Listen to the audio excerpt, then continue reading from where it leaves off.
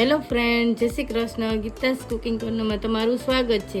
તો ચાલો આજે આપણે એકદમ ટેસ્ટી એવી પાપડી ચાટ બનાવીશું. તમે જ્યારે ચટપટું ખાવાનું મન થાય કે પછી કોઈ મહેમાન ઘરે આવ્યા હોય ત્યારે તમે આ પાપડી ચાટને એકદમ સહેલી રીતે અને ફટાફટ બનાવી શકાય છે. તો ચાલો આ પાપડી ચાટની રેસીપી શરૂ કરીએ. જો મારી રેસીપી ગમે તો લાઈક, શેર અને સબસ્ક્રાઈબ જરૂરથી કરજો. જ્યારે પણ સાંજનો સમય થાય અને આપણને કંઈક ચટપટું ખાવાનું મન થાય, પાણીપુરી છે, દહીંપુરી છે, પાપડી ચાટ છે, તો આજે આપણે એ જ પાપડી ચાટ ઘરે બનાવીશું. તો એના માટે છે ને મેં 1 કપ મેંદો લીધો છે. તો મેંદાને છે ને આપણે ચારી લઈશું.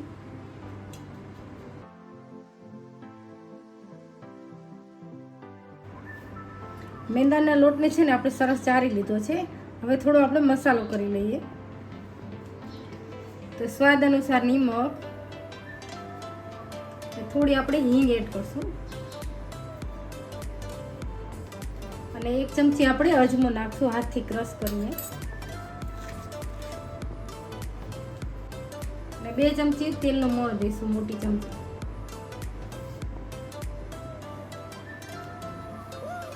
આ બધું છે ને હાથથી સરસ મિક્સ કરી લઈશું.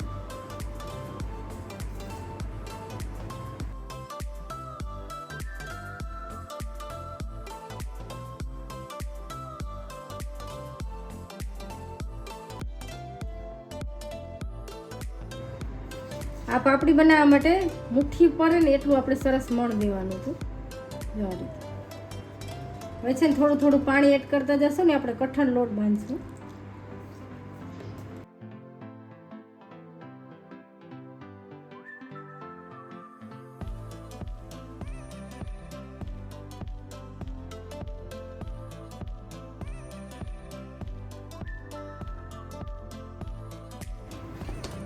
આપણો લોટ છે ને એકદમ સરસ બંધાઈ ગયો છે. તો ઉપરથી આપણે તેલ એડ કરશું.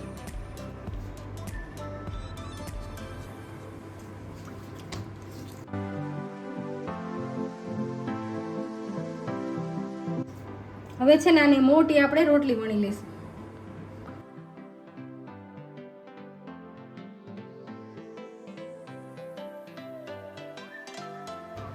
હવે છે ને આ લોટની આપણે મોટી રોટલી વણવાની છે.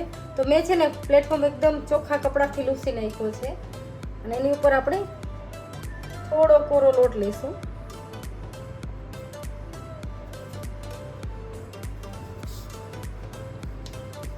મોટી રોટલી વણી લઈશું.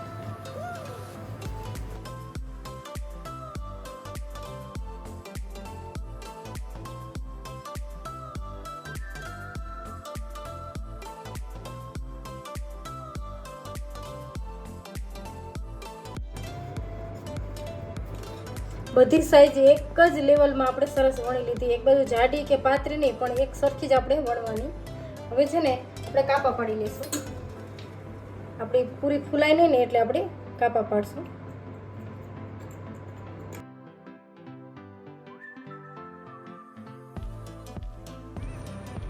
હવે છે ને મેં એક આવું ઢાંકણું લીધું છે, એનાથી આપણે એક સરખી આવી રીતે કાપી લઈશું.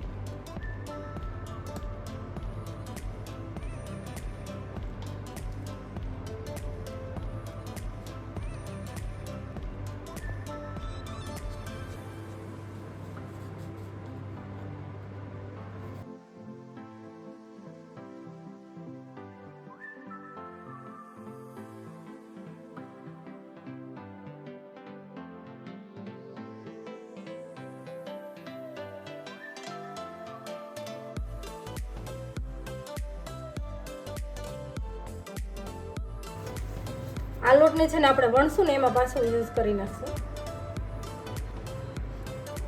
આ પૂરીને છે ને આપણે પ્લેટમાં લઈ લઈશું.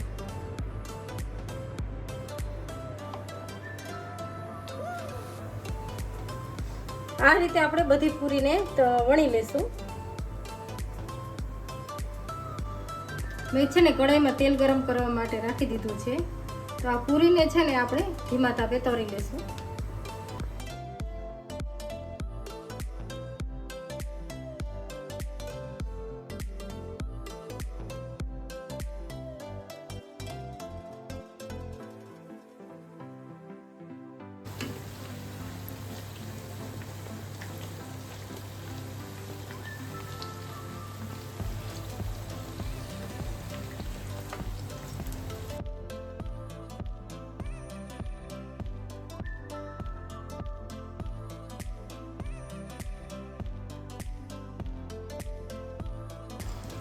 તો એકદમ સરસ બ્રાઉન અને ક્રિસ્પી થઈ ગઈ છે.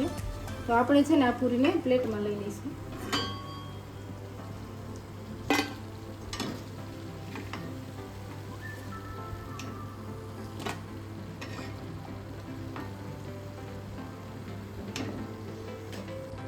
આ રીતે આપણે બીજી પૂરી પણ તળી લઈશું. આપણી પાપડી ચાટ માટેની પાપડી તૈયાર છે. તો હું તોડીને બતાવું, એકદમ ક્રિસ્પી એવી તૈયાર થઈ છે.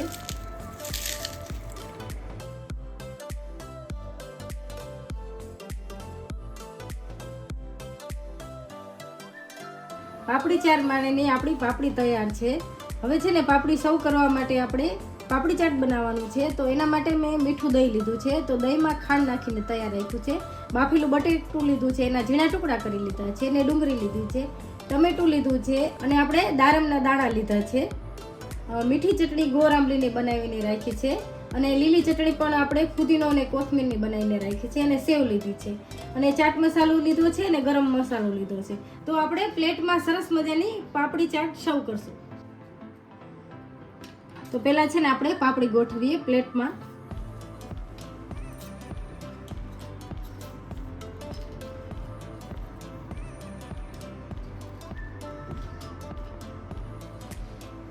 હવે છે ને આપણે બાફેલું બટેટું એડ કરશું.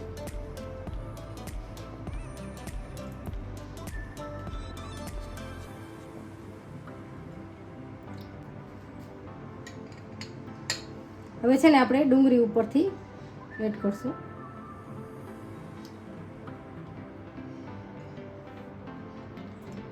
ટમેટાના ટુકડા એડ કરશું. ઉપરથી છે ને આ મીઠું દહીં બનાવીને રાખ્યું છે ને એ એડ કરશું.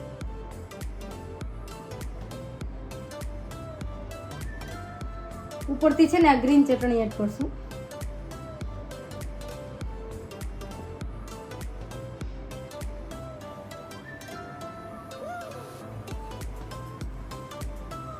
ઉપરથી આ મીઠી ચટણી એડ કરશું.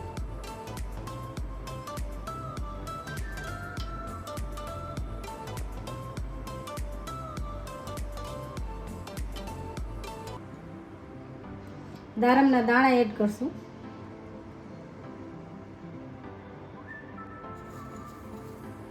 અને થોડી સેવ એડ કરશું.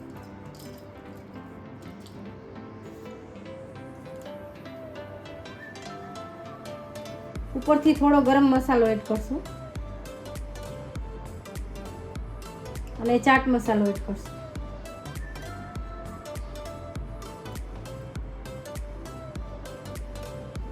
ઉપરથી થોડી કોથમીર એડ કરશું.